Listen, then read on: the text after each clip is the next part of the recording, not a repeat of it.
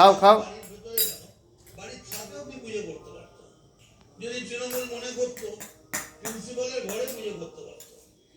কিন্তু তৃণমূল বলেছে যে তুমি অসভ্য, তাই ইতর আচরণ করে রাস্তায় পুজোকে নামিয়ে দিলে, ভুলে গেলে কাকে পায়ের তলায় রাস্তায় নামাচ্ছ?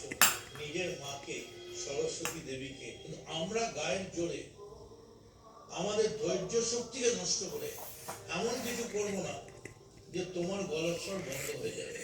তাই এই যে কথাটা উঠেছে না, সাবির মেরেছে। কে মেরেছে? সাবির মেরেছে। সাবির একজন বাচ্চা ছেলে, যুবক, ছাত্র রাজনীতি করে।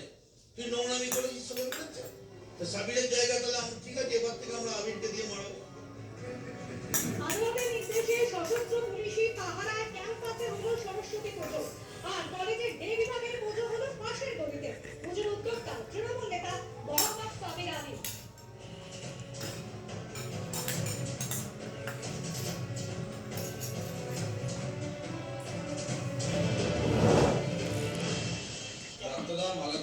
বলে গেছে, আবারও বলছি, আমি তৃণমূল কংগ্রেসের খুব ডিসিপ্লিন কর্মী।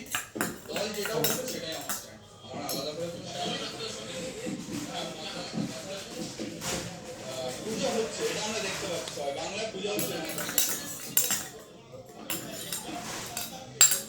পুজো তো সবাই, পুজো তো সবার মধ্যে।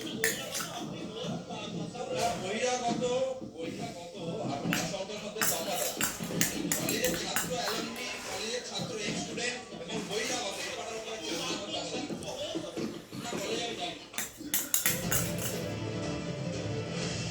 মুখ্যমন্ত্রীকে অনেক অনেক শুভেচ্ছা।